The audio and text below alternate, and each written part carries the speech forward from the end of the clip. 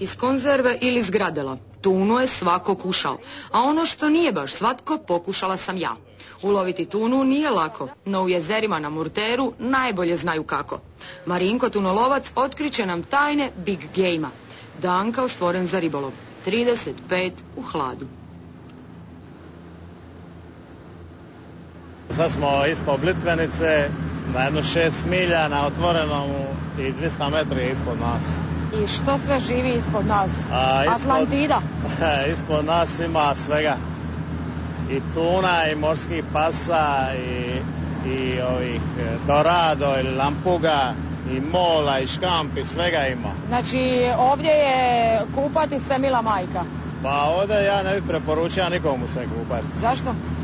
Pa zato što je od ove godine zabranjen lov svih morskih pasa, a pošto je ovo područje poznato po modrulju, kad je gladan ne možeš mu vjerovati.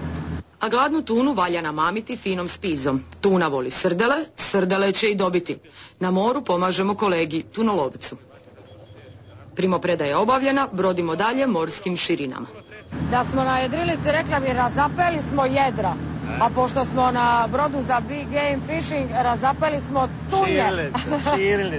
Širilice. Najprije smo napravili širilice, jer brod je uzak 3 metra i onda ne bi mogli staviti nego 3 štapa. Sad smo stavili 6 na principu panule, potezanja, rapale. To se pušta 20 metri iza krme u ovu od porpele što radi ovu mulju i tu riba dolazi. Ono što lovimo atlantska je tuna, koja povremeno svrati i u naše more. A kad svrati, spremnije dočekaju lovci na velike ribe. Ja sam lovio 220 kg najveću tunu. A ovih manjih bilo ih je puno. 220 kila. Pa to nije tuna, to je slon. To je prava ribica, prava. A bilo je veće. Kolika je to riba? A to je negdje 2 metra i 62 i 70. Znači, ja sam skoro 2 metra, malo više od mene. Je bilo ko starac i more, borba ili? Pa bilo je. Koliko traje ta borba kad se ona uvati za tunju? Pa ovo je trajalo negdje oko 3 ure, ali s obzirom da mi imamo najbolju tehniku za lov tune, jer jezera su poznata po big game u cijelom svijetu i moramo pratiti trend. Plovimo i lovimo na panulu. Čekamo da manja tuna zagrize. Čekajući tunu dočekali smo šok. Desne, odnosno frontalno moje bucanj. Prekrasna jedna riba, nemam pojma koja je, ali ima ogromnu peraju. Dakle, molim, pogledajte kamera, okreni se tamo. Sad ćete izlajiti. Evo ga.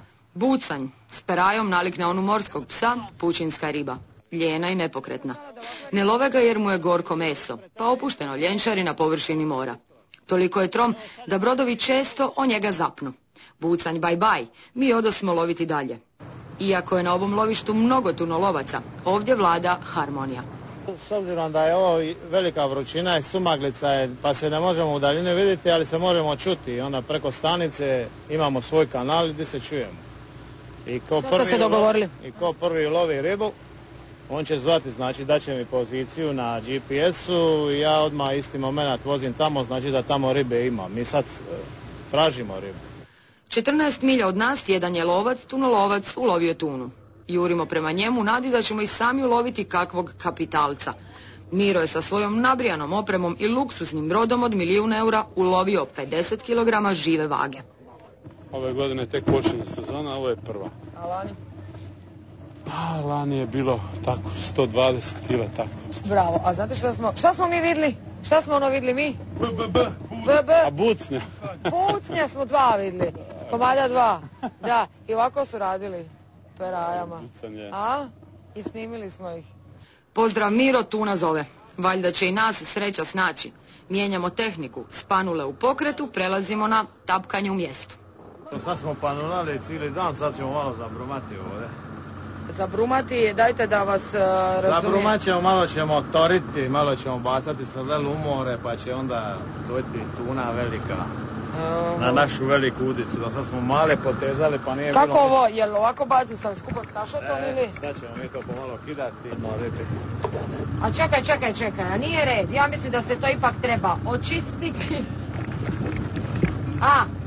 Da, obave. Jel glupo je da tuna jede? Pa čekaj, su ovo spremljene ribe. Ovo je pečen?